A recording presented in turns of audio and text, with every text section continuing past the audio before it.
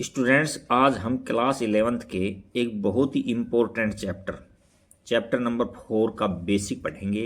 Chapter number 4 है सम्मिश्र संख्याएं। न्यू सिलेबस के अकॉर्डिंग पुराने सिलेबस में यह चैप्टर 5 नंबर पर था, तो एक चैप्टर को हटा दिया गया है, इसलिए यह चैप्टर अब 4 हो गया है। तो सम्मिश्र संख्याएं क्या होती हैं, क्यों इनको सम्मिश्र संख्याएं कहते हैं, इनके बारे में हम डिटेल से पढ़ेंगे। अच्छा, अब इसमें काल्पनिक संख्या, हमने 10th क्लास तक केवल वास्तविक संख्याओं के बारे में जानकारी ली थी, जिसमें प्राकृत संख्याएं हैं, पूर्ण संख्याएं हैं, पूर्णांक हैं, परमेय संख्याएं हैं, अपरमेय संख्याएं हैं, इन सब के बारे में हमने पढ़ा था। लेकिन काल्पनिक संख्याएं, जैसे कोई अंडर रूट के अंदर माइनस का कोई नंबर अंडर रूट में आ जाता है, तो उसको हम वहीं छोड़ देते थे। जैसे द्विघात समीकरण का भी हम यदि मूल निकालते हैं ना, द्विघात समीकरण के हम मूल निकालते हैं, तो हम B square minus 4ac less than 0 आ जाता था, तो हम लिख देते थे कि इसके काल्पनिक मूल होंगे और वहीं छोड़ देते थे। अच्छा, काल्पनिक मूल्स के हमारे बारे में हमको कोई ज़्यादा जानकारी नहीं थी, तो देखिए अब हम डिटेल से पढ़ेंगे। काल्पनिक संख्याएं ऋणात्मक वास्तविक संख्याओं के वर्गमूल को काल्पनिक संख्याएं कहते हैं। इसको सबसे पहले स्विस गणितज्ञ आयलर ने इसको नाम दिया था आयोटा। इसका नाम क्या दिया था? आयोटा, और इसको आई से रिप्रेजेंट किया था। और इसमें क्या है कि जैसे एक उदाहरण लेते हैं कि एक्स स्क्वायर इक्वल टू में 0 है, तो यानी कि एक्स स्क्वायर इक्वल टू में -1 एम्प्लाइज दैट, तो इसका अंडर रूट लेंगे तो रूट में -1 आ गया, तो 10 तक तो हम इसको यहीं छोड़ देते थे। अब इसने आयलर ने क्या किया है कि इसका रूट में -1 का नाम आयोटा दे दिया, इसको आई से रिप्रेजेंट कर दिया। तो देखो यहाँ आयोटा की पावर -1 है, ओनली 1 है, यहाँ कोई पावर नहीं, तो इसका मतलब 1 है, तो इसको रूट में -1 से रिप्रेजेंट कर दिया। अब स्क्वायरिंग बोथ साइड कर दिया, तो यहाँ रूट हट गया, तो माइनस का 1 आ गया। अब आयोटा की क्यूब को हम ऐसे लिखते हैं, आयोटा क्यूब इक्वल टू में आयोटा स्क्वायर डॉट में आयोटा। तो आयोटा स्क्वायर का हमको पता है -1 होता है, तो -1 गुणा आयोटा, तो माइनस का आयोटा होता है, तो इसकी वैल्यू माइनस का आयोटा होगी। अब आयोटा की पावर 4 है, तो ये होता है, देखो इसमें आयोटा की पावर 4 को ऐसे लिख सकते हैं हम, iota square dot iota square. तो हमको पता है कि आयोटा स्क्वायर ये निकाल रखा हमने कि -1 होता है और इसकी वैल्यू -1 होती है, तो आयोटा की पावर 4 की वैल्यू कितनी हो जाएगी? +1 हो जाती है। तो अब आप समझ गए होंगे, मैं अलग से बहुत से एग्जाम्पल लेकर समझाऊंगा। आयोटा की पावर कितनी भी बड़ी क्यों न हो, उनका आंसर इन्हीं 4 डिजिट्स में आएगा, या तो आयोटा आएगा, या आयोटा का स्क्वायर में आएगा, या इसमें आएगा, या इसमें आएगा। तो देखिए हम आयोटा की पावर, जैसे कोई बड़ी नंबर ले लेते हैं, जैसे मान लीजिए 16 ले लिया, या आयोटा की पावर हमने कोई 21 ले लिया, तो हम चाहें तो इसको, हमको पता है कि आयोटा का स्क्वायर है जो -1 है, -1 रियल नंबर है, तो हम इसको आयोटा की स्क्वायर में तोड़ करके कर सकते हैं, लिख सकते हैं इसको। बट यदि आयोटा की पावर 4 में लिखते हैं ना आप, तो ज़्यादा बेटर है, क्योंकि इसकी वैल्यू 1 होती है, और ये पावर में जाएंगी संख्याएं, तो 1 की पावर चाहे कितनी भी हो, चाहे 100 हो, 200 हो, 500 कितनी भी हो, उसकी वैल्यू 1 ही आएगी। तो हमारा जो आंसर आने वाला है, जो आयोटा में आएगा, या तो रूट में -1, या आयोटा स्क्वायर का मतलब -1 में आएगा, या आयोटा क्यूब का मतलब है कि आयोटा में आएगा माइनस में, आयोटा की पावर 4 का मतलब क्या है कि +1 आएगा। इन 4 के अलावा कोई आंसर नहीं आएगा। तो अब मैं एग्जांपल ले रहा हूँ, जैसे मान लीजिए आयोटा की पावर मैंने 37 ले लिया, तो इसको हम ऐसे लिख सकते हैं ना, देखो 4 से डिवाइड करो, तो 36 4 बार जा रहा है, यानी 36 गुणा आयोटा की पावर 36 गुणा आयोटा लिख सकते हैं इसको। भाई आधार समान होते हैं तो घात जुड़ जाती है, तो आयोटा की पावर 37 हो जाएगा। तो अब 36 में 4 का भाग दो, तो 4 का भाग देंगे, यानी आयोटा की पावर 4 को ब्रैकेट में ले लिया और पावर में 9 कर दिया, तो मल्टीप्लाई करेंगे, देखो 36 आएंगे और डॉट में आयोटा, तो इसकी वैल्यू का हमको पता है कि 1 होता है। 1 इंटू आयोटा क्या आंसर आएगा? आयोटा ही आंसर आएगा। इसी प्रकार से और ले लो, आयोटा की पावर मैंने 202 ले लिया, 202 ले लिया। अच्छा, अब मैं क्या करता हूँ, 4 से डिवाइड करूंगा इसको, तो 4 से डिवाइड करेंगे तो देखो 50 बार सीधा जा रहा है 400, तो मैंने क्या किया, इसको आयोटा की पावर 4 की होल पावर 50 कर दिया, तो 200 हो गई, यानी आयोटा की पावर 200, दो डॉट में आयोटा स्क्वायर लिखेंगे तो वही ऐड करेंगे पावर को, तो 202 हो जाएगा, डॉट में आयोटा स्क्वायर लिख दिया। अब देखो इसकी पावर का पता है कि 1 होता है, आयोटा की पावर 1 है, पावर कितनी भी हो आयोटा की वैल्यू 1 होती है, और आयोटा स्क्वायर होता है जो माइनस का 1 होता है, माइनस का 1, तो इसकी जो वैल्यू आ जाएगी जो माइनस का 1 आ जाएगी। देखो इनमें से आ रही है। अब मैं ले लेता हूँ आयोटा की पावर -1 ले लेता हूँ, तो देखो इसको किस तरह से करेंगे, इसको ऐसे लिखते हैं 1 अपॉन आयोटा। अब आयोटा को ख़त्म करने के लिए क्या करते हैं, ऊपर नीचे आयोटा से मल्टीप्लाई और डिवाइड कर देते हैं इस तरह से। तो ऊपर तो होगा आयोटा और नीचे होगा आयोटा स्क्वायर। आयोटा स्क्वायर का मतलब -1 होता है, आयोटा अपॉन -1, तो इसकी वैल्यू माइनस की का आयोटा आ जाएगा, इसकी वैल्यू माइनस का आयोटा आ जाएगा। और ले लो कोई भी एग्जाम्पल ले लो, जैसे आयोटा की पावर मैंने 57 ले लिया। अब देखो मैं तो क्या कर रहा हूँ कि इसको आयोटा की पावर 4 में क्लोज कर रहा हूँ, आयोटा की पावर 4 में क्लोज कर दिया, 4 से इसको डिवाइड करेंगे तो कितनी बार जाएगा, 4 1 जा 4 और 4 14 चौक 56 हो गई, 14 टाइम तो पूरा पूरा गया, 14 चौक 56 डॉट आयोटा क्यूब ऐसे लिख सकते हैं इसको। तो इसका कन्फर्म हो गई, हम इसकी वैल्यू हमको पता है कितनी होती है, 1 होती है। और आयोटा की पावर 3 है, तो ये मैंने अभी अभी लिखा है कि आयोटा की पावर 3 को क्या है माइनस आयोटा लिखते हैं, तो ये आंसर इसका माइनस आयोटा भाग गया। तो मैं लास्ट में ये कहना चाह रहा हूँ आयोटा की पावर कितनी भी बड़ी क्यों ना हो तो ये इन 4 में ही आंसर आएगा, रूट में -1, आयोटा स्क्वायर इक्वल टू में कितना है माइनस का 1, आयोटा की पावर 3 कितना है, ये माइनस का आयोटा भी सिद्ध किया था, हम बताया था। आयोटा की पावर 4 कितना होता है, ये होता है प्लस का 1। ये तो हमने आयोटा की जानकारी दे दी, यानी काल्पनिक संख्याओं की जानकारी दे दी। अब थोड़ी सी और कैलकुलेशन कर लेते हैं, देखिए जिसमें आपको थोड़ा सा आश्चर्य भी होगा। देखो यहाँ रूट में -1 है, ए है, तो इसको हम ऐसे लिख सकते हैं कि रूट में -1 इंटू में ए लिख सकते हैं, तो अलग अलग कर सकते हैं, रूट में -1 इंटू रूट में ए लिख सकते हैं, तो इसकी वैल्यू आयोटा होती है, तो इसका वैल्यू क्या हो जाएगी, रूट में ए आयोटा हो जाएगा इसकी। इसी प्रकार से रूट बी ले लेता हूँ, तो इसको हम ऐसे सकते हैं रूट के अंदर क्या लिख सकते हैं -1 इंटू में बी लिख सकते हैं, अलग अलग करेंगे, रूट मल्टीप्लाई में रूट में वो बी इंटू में रूट में -1, तो ये तो आयोटा होता है, तो ये रूट बी आयोटा वैल्यू होगी। अब देखो ये आपको थोड़ा सा ताजुब सा भी होगा, अगर इनकी वैल्यू क्या आएगी, अगर रूट के अंदर देखो माइनस माइनस प्लस हो जाता है, एक रूट में लेंगे और ये ए बी आंसर आएगा, लेकिन इसका ए बी आंसर नहीं आता है। ध्यान देखना काल्पनिक संख्याओं में क्या होता है, इसको हम ऐसे लिखेंगे, अभी अभी लिखा था ऊपर हमने, इसमें रूट -1 इंटू में रूट में ए लिख सकते हैं इसको, और इसको क्या लिखेंगे रूट में -1 इंटू में रूट में बी लिख सकते हैं। देखो रूट को और रूट दोनों का मल्टीप्लाई करेंगे, यानी ये इसको यूँ समझो कि आयोटा लिख दिया, आयोटा रूट ए लिख दिया, और इसको क्या लिख दिया आयोटा रूट बी लिख दिया। तो आयोटा को आयोटा से मल्टीप्लाई करेंगे, आयोटा स्क्वायर हो जाएगा, आयोटा स्क्वायर रूट में ए बी हो जाएगा। अच्छा, आयोटा स्क्वायर की वैल्यू -1 होती है, तो यहाँ देखो इसकी वैल्यू -1 और -1 रूट ए बी आ गई। देखो रियल नंबर में कुछ अलग होता है, इसमें अलग आंसर आता है। अच्छा, इसी प्रकार से देखो रूट में 5 इंटू रूट में 7 है, तो इसको हम कैसे लिखेंगे, रूट में -1 और इंटू में रूट में 5 लिख देंगे इसको, और यहाँ रूट में -1 इंटू में रूट में 7 लिख देंगे। तो यहाँ रूट में 5 आयोटा लिख देंगे, इसको रूट में 7 आयोटा लिख देंगे, तो यहाँ तो रूट में कितने हो गए 35 हो गई, और ये आयोटा स्क्वायर हो गया। तो यहाँ के आंसर आ जाएगा, आयोटा स्क्वायर का मालूम हमको -1 होता है, तो माइनस में रूट में 35 ये आंसर आएंगे इसके। तो ये थे काल्पनिक संख्याओं के थोड़े से इनके बारे में जानकारी बेसिक थोड़ा सा। अब हम आगे बढ़ेंगे और देखो आगे क्या है, सम्मिश्र संख्याएं। देखिए अब आप इम्पोर्टेंट चीज़ है सम्मिश्र संख्याएं, जैसे हमने अभी पाठ का नाम ही सम्मिश्र संख्याएं हैं। तो सम्मिश्र संख्याएं वह संख्या जिसका एक भाग तो वास्तविक संख्या होता है और दूसरा भाग होता है जो काल्पनिक संख्या होती है। हमने काल्पनिक संख्याएं पढ़ लिया उसमें, और उसको सम्मिश्र संख्या कहते हैं, यानी वास्तविक और काल्पनिक संख्याओं के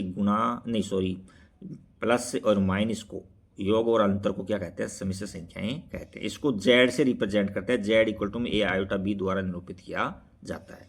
अच्छा, तो देखिए जेड इक्वल टू में ए प्लस में आयोटा बी, तो ये तो कहने का मतलब है ये तो वास्तविक भाग हो गया और ये इसका क्या है काल्पनिक भाग हो गया। तो इसी को हम आगे पढ़ेंगे। अभी ये ए देखो वास्तविक भाग है, इसमें आयोटा नहीं लगा हुआ है, इस बी के साथ में आयोटा लगा हुआ है, तो ये क्या है काल्पनिक भाग हो जाएगा। इस ए को रियल जेड बोलते हैं, क्योंकि काल्पनिक संख्याओं को हम जेड से निरूपित करते हैं, तो ए क्या हो जाएगा रियल जेड हो जाएगा, रियल जेड।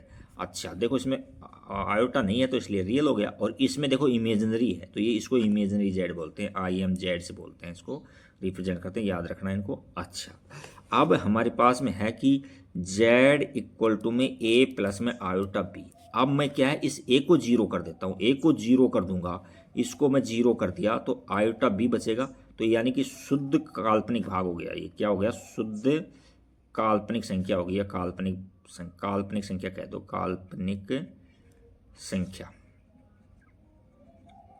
अच्छा, इसी प्रकार से b बराबर जीरो, देखो इस b को मैं जीरो कर दूं तो ये जो आयोटा वाला पार्ट है ये जीरो हो जाएगा और ये बचेगा z इक्वल टू a बचेगा, यानी implies that z equal to क्या बचेगा, a। तो ये तो शुद्ध वास्तविक भाग है, क्या भाग है, ये शुद्ध वास्तविक भाग है, वास्तविक भाग है ये इस तरह से।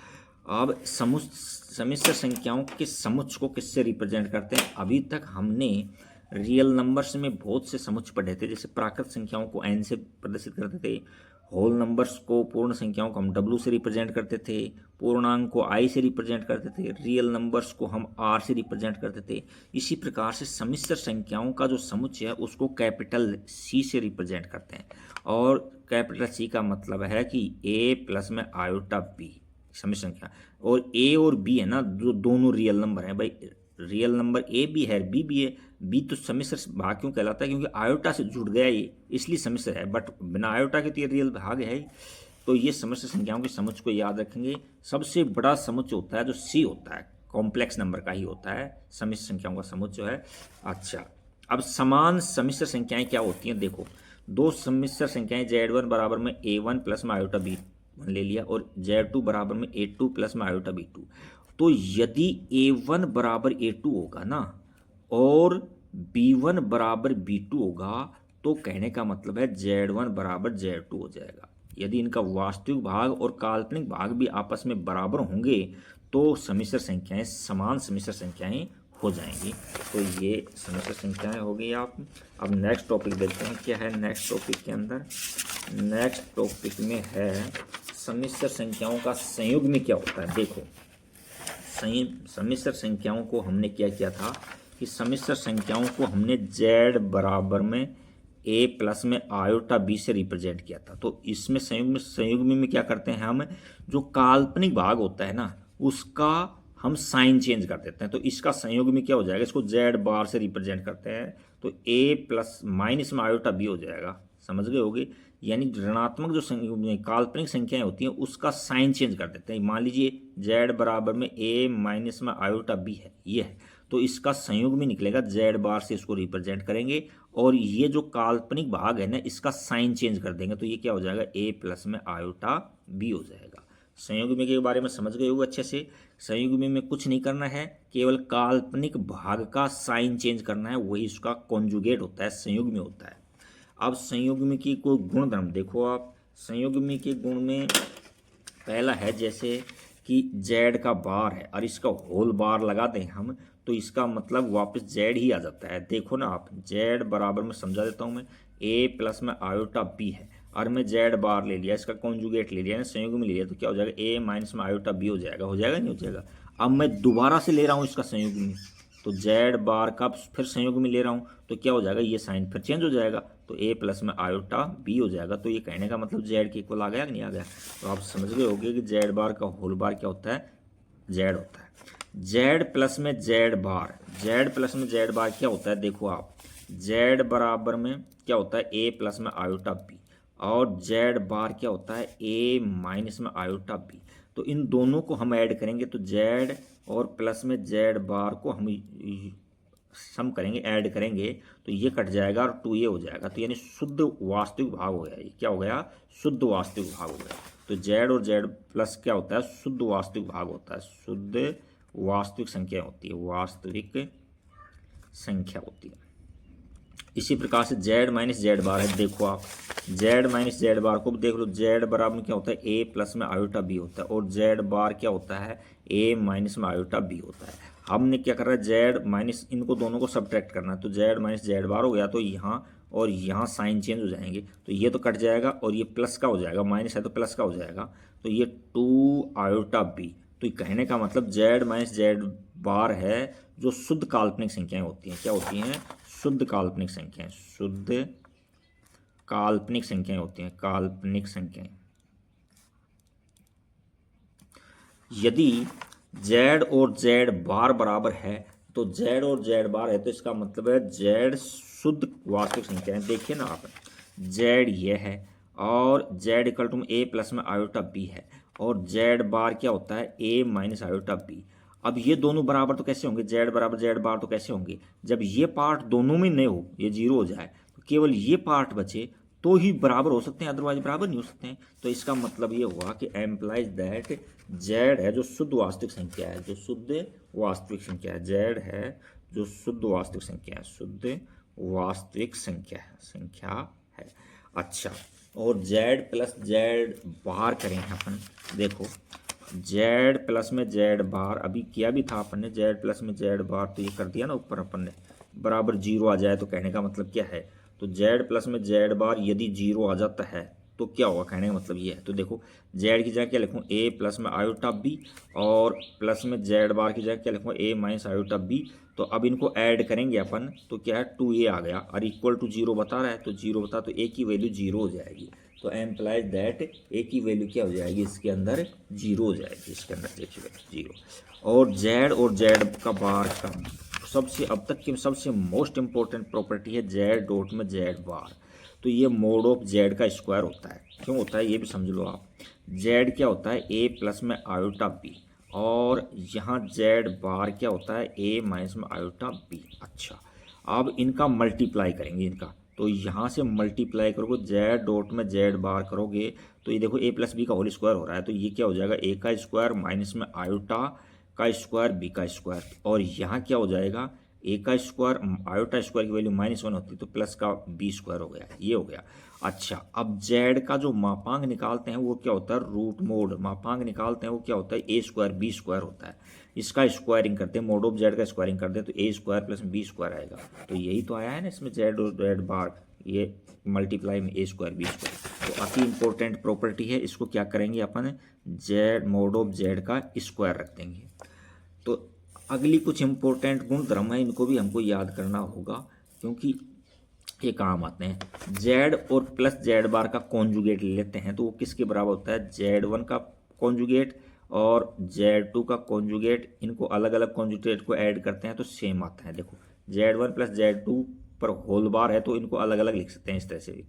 इसी प्रकार से z1 माइनस z2 पर होल बार है तो ये क्या हो जाएगा z1 पर बार माइनस z2 पर बार, अलग अलग इस तरह से। इसी प्रकार z1 इंटू में z2 है तो ये z1 का बार डॉट में z2 का बार ये इक्वल होते हैं। इसी प्रकार से देखो ये इस तरह से है तो देखो z1 अपॉन z2 पर होल बार लगा हुआ है, अकेले z1 पर नहीं है ये, तो इसका मतलब है कि z1 पर भी बार लग जाएगा z2 पर भी बार लग जाएगा। तो इसका मतलब ये है कि यह z1 पर भी बार लग जाएगा और z2 पर भी बार लग जाएगा। दोबारा देखो z1 पर बार और z2 पर भी बार। इस तरह से ये गुण धर्म में बहुत इंपॉर्टेंट है, क्वेश्चन सोल्व करेंगे तो ये काम में आएंगे, उनको याद रखना। नेक्स्ट देखते हैं क्या टॉपिक है। नेक्स्ट टॉपिक के अंदर हम लेते हैं सम्मिश्र संख्याओं का मॉडुलस यानी मापांक कैसे निकालते हैं। तो अभी किया था अपन ने कि सम्मिश्र संख्याओं का मापांक, एक पेज लेते हैं। सम्मिश्र संख्याओं के मापांक होता है ना, यानी जो z होता है z उसको a प्लस में आयोटा b से रिप्रेजेंट करता है तो इसका मापांक मोड ऑफ z क्या होता है, ये रूट में a स्क्वायर प्लस में b स्क्वायर होता है। यानी रूट में जो वास्तविक भाग है ना रियल z का स्क्वायर होता है और प्लस में जो इमेजिनरी z है इसका स्क्वायर होता है, ये होता है। तो ये याद रखना होगा आपको, इसको मोड ऑफ z से रिप्रेजेंट करते हैं और ये क्या होता है रूट में a का स्क्वायर प्लस में b का स्क्वायर ये होता है ये। अच्छा, जैसे कोई एग्जाम्पल ले लेता हूँ, जैसे मान लीजिए मैंने z इक्वल टू में 3 प्लस में 4 आयोटा ले लिया इस तरह से, तो ये वास्तविक रियल z है, ये इमेजरी z है, तो ये एक की जगह काम कर रहा है, कंपेयर करेंगे तो ये बी की जगह काम कर रहा है। तो इसका मोड ऑफ z निकालेंगे तो क्या हो जाएगा, रूट में 3 का स्क्वायर 9 हो गया और 4 का स्क्वायर 16 हो गया, तो रूट में 25 का मतलब 5 आ जाएगा मोड ऑफ z। तो इस तरह से ये मापांक निकालना इंपॉर्टेंट है, टॉपिक है, बहुत क्वेश्चन है इसके अंदर एक्सरसाइज में। और मापांक के गुणधर्म याद पढ़ेंगे आप। देखिए मापांक के गुणधर्म में z बराबर में हमारे पास क्या होता है a प्लस में आयोटा b होता है।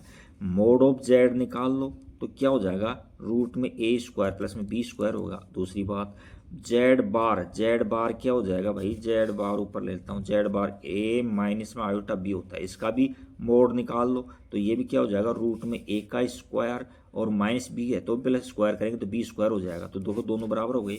एक इसी प्रकार से माइनस जेड ले लेते हैं, माइनस जेड, ठीक है ना, तो ये माइनस का ए हो जाएगा और माइनस में आयोटा बी हो जाएगा, तो इसका भी माइनस जेड का मोड निकालूंगा तो क्या करूँ, रूट में माइनस ए का स्क्वायर और रूट प्लस में रूट में माइनस बी का स्क्वायर, तो ये क्या हो जाएगा, रूट में ए का स्क्वायर प्लस में बी का स्क्वायर हो जाएगा। तो ये कहने का मतलब है कि ये अच्छी तरह से याद रखना कि मापांक के अंदर मोड ऑफ जेड, जेड का बार और माइनस जेड ये इक्वल होते हैं। जेड और जेड बार का मल्टीप्लाई होता है जो मोड ऑफ जेड के इक्वल होता है, अभी जो अपन ने सोल्व किया था अभी Z1 और Z2 पर का मोड मापांक है तो इनका जैसे Z1 और Z2 को मल्टीप्लाई करके मापांक लें या अकेले Z1 को का मापांक लेते हैं अकेले Z2 का फिर मल्टीप्लाई करें तो सेम आएगा ये। इसी प्रकार से Z1 अपॉन Z2 का मापांक लेंगे तो इनको हम अलग अलग लिख लेंगे, जहाँ Z2 जीरो नहीं होना चाहिए, तो Z1 का मापांक अपॉन Z2 का मापांक। ये देखो Z1 प्लस में Z2 का होल स्क्वायर है तो ये क्या होता है, Z1 का स्क्वायर प्लस में Z2 का square, to real Z1 Z2 का बार। तो ये कैसे आया इसको मैं आपको समझा देता हूँ डिटेल के अंदर, ये काफ़ी इंपॉर्टेंट है।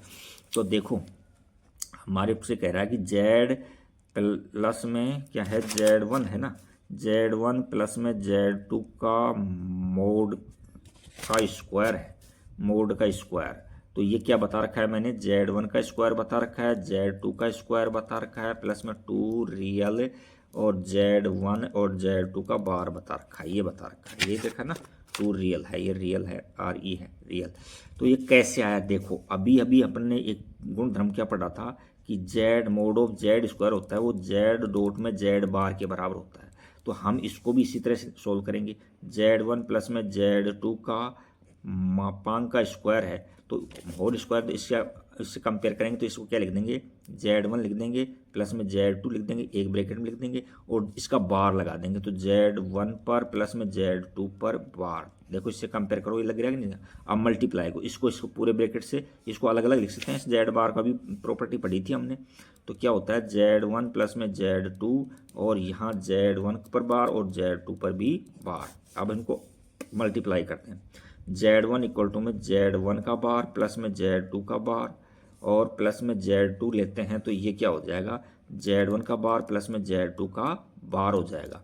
अच्छा तो अब देखो इसमें क्या करना है, देखो इसको इससे मल्टीप्लाई करेंगे तो Z1 का बार प्लस में Z1 और Z2 का बार प्लस में यहाँ से Z2 और Z1 का बार प्लस में Z2 का बार। तो इसमें तो देखो इन दोनों को तो इनको तो इस प्रॉपर्टी से देखो Z और Z पर बार है ना, तो होल स्क्वायर हो जाता है, तो यही इसका तो क्या कर देंगे हम, ये तो Z1 का स्क्वायर हो गया और ये भी इस तरह से Z2 का स्क्वायर हो जाएगा। अब यहाँ देखो, हाँ यहाँ क्या है, हमने क्या कर रखा है कि Z1 और Z2 पर बार है और दूसरा क्या है Z2 प्लस में Z2 और Z1 पर बार है। तो अभी अभी हमने गुणधर्म पढ़ा था कि इसके होल ब्रैकेट पर बार लगा देते हैं तो क्या हो जाता है, Z2 का बार हो जाता है, इसी को ऐसे लिखते हैं हम, Z2 पर बार लग जाता है और इसका Z1 पर बार पर होल दोबारा से बार है तो ये Z1 हो जाएगा। तो इसको हम ऐसे लिख सकते हैं, तो कैसे लिख सकते हैं हम, Z1 Z2 का बार लिख सकते हैं। इसको हम दोबारा समझ लो, इसको कौन से को किया था हमने, इसको किया था हमने, देखो Z2 Z1 पर बार है, ठीक है ना, तो इसको हम किसके इक्वल लिख सकते हैं, Z2 Z1 के बार का होल बार के इक्वल लिख सकते हैं। तो हमारे क्या हो जाएगा, ये इसको खोलेंगे अपन तो ये Z2 पर बार लग जाएगा और Z1 का बार हट जाएगा Z1, तो ये Z1 का बार। तो देखो Z1 का स्क्वायर प्लस में Z2 का स्क्वायर और प्लस में ये दोनों देखो सेम है तो दोनों रियल Z हैं, Z1 और Z2 का बार है ये है, और यही प्रूव करवाना चाह रहा था। देखो ये यही प्रूव करवाना चाह रहा था। इसी प्रकार से Z1 माइनस Z2 का स्क्वायर करेंगे तो इसी रूल के अकॉर्डिंग इसको खोलेंगे तो ये आ जाएगा Z1 का मोड का स्क्वायर Z2 के मोड का square minus two real Z1 Z2, इसमें माइनस आएगा इसमें प्लस आएगा। तो ये क्वेश्चन आपके मापांक के गुणधर्म हो गए। अब नेक्स्ट देखते हैं क्या है नेक्स्ट टॉपिक में हम चलते हैं कि देखो नेक्स्ट टॉपिक में क्या होता है, हमारे पास कुछ पेज सम्मिश्र संख्याओं के योग के गुण धर्म है कि दो सम्मिश्र संख्याओं को हम का योग करते हैं तो वो क्या आता है, किस तरह से उनको सोल्व करते हैं। तो ये देखिए अब आप, तो यहाँ से ले लेता हूँ मैं संवर्क नियम या क्लोजर रूल भी बोलते हैं इसको, क्लोजर प्रॉपर्टी होती है ये सम्मिश्र संख्याओं का योग। कहने का मतलब ये हुआ कि दो सम्मिश्र संख्याएं, जैसे एक Z1 सम्मिश्र संख्याएं है और दूसरी मान लीजिए Z2 सम्मिश्र संख्याएं, तो इनको दोनों को जोड़ेंगे ना तो जोड़ भी सम्मिश्र संख्या ही आएगा, ये मतलब होता है इसका, सम्मिश्र संख्या होता है। तो देखो योग के अंदर दो सम्मिश्र संख्याओं का ऐड करते हैं तो वो भी सम्मिश्र संख्या ही मिलती है, इसको संवर्क नियम या क्लोजर रूल बोलते हैं। नेक्स्ट है क्रम विनिमय नियम। तो योग के अंदर पूछ रहा है, योग के अंदर तो कहने का मतलब Z1 प्लस में Z2 करो तो या Z2 प्लस में Z1 करो, एक ही बात होती है, इसको क्रम विनिमय। देखो क्रम ही बदला है, बाकी योग तो ऐसे कर सकते हैं अपन। सहस्रीय नियम, सहस्रीय नियम के अंदर ये से लिखो आप, जैसे Z1 प्लस में Z2 प्लस में Z3 और यहाँ Z1 प्लस में Z2 प्लस में Z3 ऐसे ले लिया। तो सहस्रीय नियम का मतलब होता है या तो इन दोनों को पहले ऐड कर करके फिर ऐड करो इसको, Z2 को Z3 से ऐड करके फिर Z1 को ऐड करेंगे, या Z1 को Z2 को ऐड कर करके और फिर उसमें Z3 ऐड करेंगे, तो वो क्या होते हैं, इक्वल होते हैं। इसको सहस्रीय नियम कहते हैं, ये सहस्रीय गुणधर्म का पालन करता है योग में। योगात्मक तत्समक, देखो अब इसके अंदर क्या होता है, योगात्मक तत्समक में योग करें तो हमको वही संख्या प्राप्त हो जाए तो उसको योगात्मक तत्समक कहते हैं इसके अंदर। तो योगात्मक तत्समक इसके लिए क्या होगा, योगात्मक तत्सम 0 प्लस में आयोटा 0 होगा। देखो ना Z बराबर में मैं ले लेता हूँ A प्लस में आयोटा B और इसमें मैं ऐड करता हूँ 0 प्लस में आयोटा 0 ऐड करता हूँ, मैं इसमें ये ऐड करता हूँ तो यही तो Z मिलेगा, जो Z A में 0 जोड़ेंगे तो A ही मिलेगा, तो यही Z ही मिल जाएगा। तो योगात्मक तत्सम याद रखना क्या होता है, योग के लिए योगात्मक तत्समक सम्मिश्र संख्याओं में 0 प्लस में आयोटा 0 होता है। अब योगात्मक एक प्रतिलोम होता है, तो योगात्मक जैसे मान लीजिए Z है तो Z इक्वल टू में A प्लस में आयोटा B है, तो इसका प्रतिलोम क्या हो जाएगा, माइनस का Z इक्वल टू में माइनस का A और माइनस का आयोटा B हो जाएगा। अब देखो Z को जोड़ते हैं, Z माइनस को जोड़ते हैं ना तो 0 आ जाएगा, यानी Z माइनस Z जोड़ेंगे तो 0 आ जाएगा। जोड़ के देख लो, ये भी 0 और ये प्लस का माइनस आयोटा 0, तो हमको 0 मिल जाएगा इसमें। योगात्मक प्रतिलोम क्या होता है, Z का माइनस Z होता है, Z का योगात्मक क्या प्रतिलोम क्या होता है, माइनस Z होता है। इनको दोनों को ऐड करेंगे तो ये 0 हो जाएगा। अच्छा, योगात्मक प्रतिलोम Z का क्या होता है, माइनस Z होता है। अच्छा, अब सम्मिश्र संख्याएं होती हैं, इनका गुणा देखते हैं। गुणा कि देखो एक सम्मिश्र संख्या Z1 है और दूसरी सम्मिश्र संख्या भी Z2 है मान लो, तो इनका जो गुणा होता है ना वो भी सम्मिश्र संख्या ही मिलता है, करके देख लेंगे हम। तो इसको ये गुणन को इसको क्लोजर रूल बोलते हैं या संवर्क नियम बोलते हैं। इसको Z1 Z2 की होती है, मल्टीप्लाई करने पर भी हमको सम्मिश्र संख्या ही मिलती है। क्रम विनिमय के अंदर क्या होता है कि Z1 का मल्टीप्लाई Z2 से करें या Z2 का मल्टीप्लाई Z1 से करें, दोनों का एक ही मतलब होता है। तो ये गुणन के अंदर क्रम विनिमय नियम का पालन करती हैं सम्मिश्र संख्याएं।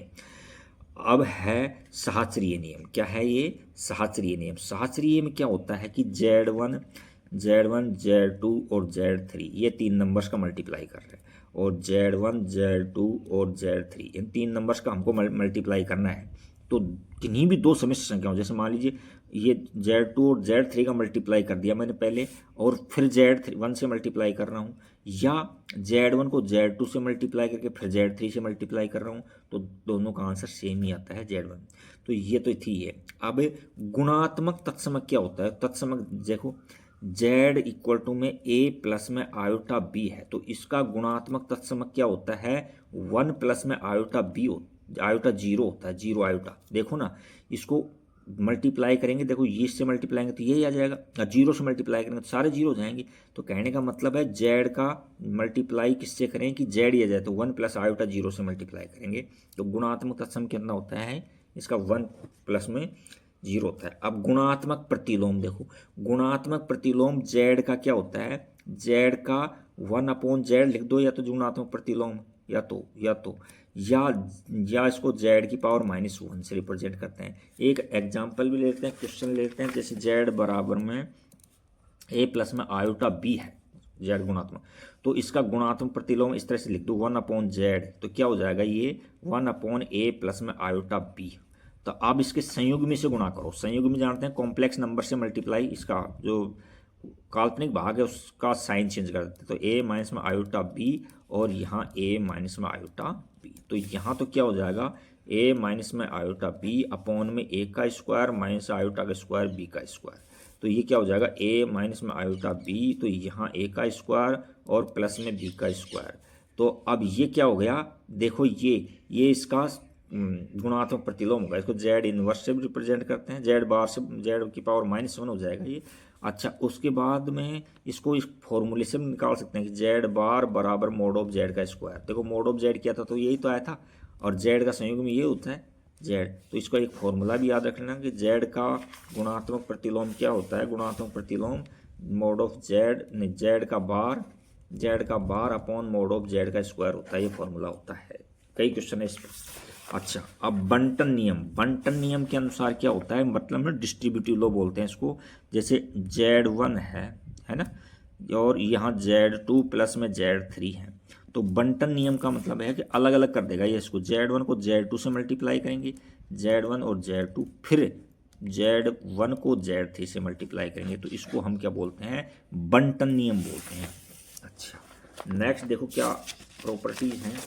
नेक्स्ट प्रॉपर्टीज के अंदर आ गया आर्गन और ध्रुवीय निरूपण। बहुत अच्छा क्वेश्चन है ये, देखिए आर्गन। हम जब वास्तविक संख्याओं को एक्स एक्सिस पर और वाई एक्सिस पर रिप्रेजेंट करते हैं कार्तीय तल की, तो उसको कार्तीय तल बोलते हैं। वास्तविक संख्याओं क्या बोलते हैं, कार्तीय तल। क्यों, रेने डिकार्ज ने खोज की थी इसको। और आर्गन तल में यदि हम वास्तविक संख्याओं को एक्स एक्सिस पर और काल्पनिक संख्याओं को वाई एक्सिस पर रिप्रेजेंट करते हैं, तो उस तल को हम आर्गन तल बोलते हैं। क्या बोलते हैं, आर्गन तल बोलते हैं उसको। क्या करते हैं, इसमें सम्मिश्र संख्याओं को जिस तल में रिप्रेजेंट किया जाता है या निरूपित किया जाता है उसको आर्गन तल बोलते हैं। इसमें Z equal to A plus में आयोटा बी है, तो यहाँ इसमें वास्तविक भाग को तो एक्स एक्सिस पर दिखाते हैं और काल्पनिक भाग को हम वाई एक्सिस पर लेते हैं, तो इस तल को हम आर्गन तल कहते हैं। ध्रुवीय निरूपण देखो, ध्रुवीय निरूपण के अंदर क्या होता है, इसका फॉर्मूला ये होता है जेड इक्वल टू में आर और कॉस थीटा प्लस में आयोटा साइन थीटा, ये फॉर्मूला होता है इसका। तो आर क्या है, मापांक है, तो मापांक तो आपको निकालना आ गया कि आपने अभी निकाला है मापांक, तो कैसे निकालते हैं, जेड इक्वल टू में ए प्लस में आयोटा बी है, तो जेड का मापांक होता है या आर होता है, उसको एक ही मतलब होता है रूट में ए स्क्वायर प्लस में बी स्क्वायर। इसके अलावा एक कोणांक और निकलेगा इसके अंदर, तो ये फॉर्मूला कैसे आया पहले तो ये बता देता हूँ। देखो ये लीजिए, यहाँ से ये और यहाँ से ये इस तरह से ये आर है मान लीजिए, और यहाँ रिप्रेजेंट करेंगे इसको, तो ये मान लीजिए एक्स एक्सिस है ये, और ये वाई एक्सिस है, तो इसके कोऑर्डिनेट क्या हो जाएंगे एक्स कोमा वाई, तो मैं यहाँ वाई लिख देता हूँ, यहाँ एक्स लिख देता हूँ, और ये थीटा है। अब देखो यहाँ जेड क्या होती थी हमारे पास में, जेड होता था हमारे पास में एक्स प्लस में आयोटा वाई या ए प्लस में आयोटा बी, ए प्लस आयोटा बी लेंगे तो यहाँ ए ले लेंगे, यहाँ बी ले लेंगे। अच्छा, अब एक्स की वैल्यू निकाल रहा हूँ मैं, इसमें पुट करेंगे इसमें, तो एक्स यानी साइन थीटा लेता हूँ मैं, साइन थीटा लेता हूँ पहले। साइन थीटा क्या होता है, लंब बटा कर्ण होता है, तो लंब किसमें है, वाई है, और कर्ण क्या है, आर है, आर। तो एम्प्लाइज दैट वाई की वैल्यू क्या निकाल लिया आपने, वाई की वैल्यू क्या निकाली है, देखो इसको इससे मल्टीप्लाई करो तो क्या आ गया, आर साइन थीटा आ गया वाई की वैल्यू। अब मैं और एक्स की वैल्यू निकालता हूँ, तो कोस थीटा क्या होता है भाई, ये होता है आधार बटा कर्ण है, तो आधार क्या है, इसके अंदर एक्स है, कर्ण क्या है, आर है, तो यहाँ से एक्स की वैल्यू क्या मिल गई हमको, R cos theta, R cos theta. तो देखो यहाँ हमने जेड हमारा था कि ए प्लस एक्स प्लस में आयोटा वाई, एक्स की वैल्यू हमने निकाल ली क्या, आर कोस थीटा निकाल ली, और वाई की निकाल ली हमने आर साइन थीटा निकाल ली, आर कॉमन ले लो, तो Z equal to R cos theta plus में आयोटा साइन थीटा। ये सम्मिश्र संख्याओं को ध्रुवीय रूप में निरूपण करने का सूत्र है। तो मोटे मोटे ये ध्यान रखो कि ध्रुवीय रूप में निरूपण करने के लिए एक तो मापांक चाहिएगा, एक तो मापांक और एक थीटा चाहिएगा कोणांक, तो कोणांक निकालना और सिखा रहा हूँ मैं अभी आपको। तो ये देखो कोणांक किस तरह से निकालते हैं, ये कोई अलग पेज देते मेरे को, देखो यहाँ ये ले लेता हूँ। कोणांक यानी थीटा निकालने के लिए हम क्या करते हैं, जैसे इस तरह से ये लेते हैं, ये बी है या बी है, ए है, ये आर है, यदि ये थीटा है तो हम टेन थीटा इक्वल टू में मोड ऑफ बी अपॉन ए लेते हैं। तो यहाँ जो थीटा निकालेंगे, थीटा इक्वल टू में क्या होता है, tan inverse B upon A होता है। अभी आपको इनवर्स की जानकारी नहीं है तो उसके बाद में आप केवल इस फॉर्मूले से निकाल लो और थीटा से कंपेयर कर लो ट्रिगोनोमेट्रिक टेबल से। अच्छा, ये तो थी ये, और आपको ये इसका ये पता करना होता है कि कौन से चतुर्थांश में है। देखो जैसे z इक्वल टू में a प्लस में आयोटा b है, ये दोनों पॉजिटिव हैं, तो दोनों पॉजिटिव है तो इसका मतलब फर्स्ट क्वाड्रेंट में है। अच्छा, इसी के अकॉर्डिंग कोणांक निकलता है। और सेकंड में जैसे मान लीजिए मैं माइनस a प्लस में आयोटा b ले लिया, तो एक माइनस का है एक तो और एक प्लस का है, तो ये सेकंड क्वाड्रेंट में चला जाएगा। और दोनों ही माइनस के आ जाए, माइनस का a माइनस का आयोटा b आ जाए तो ये थर्ड क्वाड्रेंट में चला जाएगा। और एक प्लस और एक यानी फर्स्ट वाला प्लस और सेकंड माइनस, ये फोर्थ में क्वाड्रेंट में चला जाएगा। अब इनके कुछ फॉर्मूलाज होते हैं कि फर्स्ट क्वाड्रेंट में जो यहाँ से थीटा निकालते हैं, टेन थीटा इक्वल टू में बी अपॉन ए मोड में, यहाँ से जो थीटा निकालते हैं ना, तो वो थीटा ही क्या होता है, इसका कोणांक होता है। और सेकंड में क्या होता है, पाई माइनस थीटा होता है। सेकंड में कोणांक क्या हो जाएगा, पाई, यहाँ से थीटा निकालना पड़ेगा और एक फर्स्ट वाला माइनस में सेकंड वाला प्लस में है, तो हम समझ जाएंगे कि ये सेकंड क्वाड्रेंट में है, तो इसका कोणांक पाई माइनस थीटा आ जाएगा।